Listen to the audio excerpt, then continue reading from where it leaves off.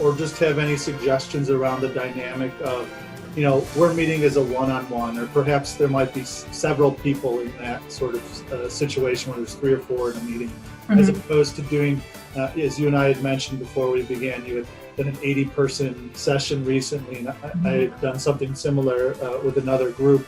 In terms of engagement and interaction, is there any sort of differences that you can talk about in regards to the size of your group and just sort of strategies people can utilize to keep that in mind?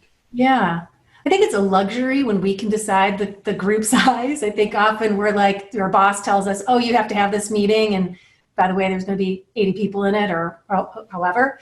So I think that what I would offer is, no matter what size of group, think about how you will engage them, one, with questions, and how do you want to receive that interaction? And there's a lot out there right now about just running virtual meetings, so I won't talk about that. I'll talk about these contributions, these skills, and what I try to do is engage people in multiple ways. So sometimes I want to hear your voice. So I'll say that, I'll prompt people like, in a minute, I want to hear some voices, and then I'll pause and wait, just create a moment of silence to allow people to speak up. Then I will often say, all right, I would love to hear your answer in the chat box, especially when you have lots and lots of people like I just did, 80 plus people. Like, give me your answer in the chat box. And it's kind of fun to watch the waterfall of, answer.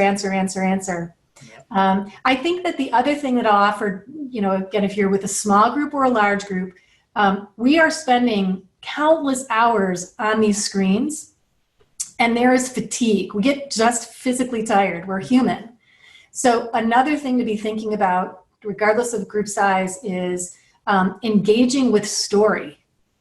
So story is sticky, and people remember that, and it's almost like you draw people in when you're not just giving information, you're conveying it in a way through a story or an analogy.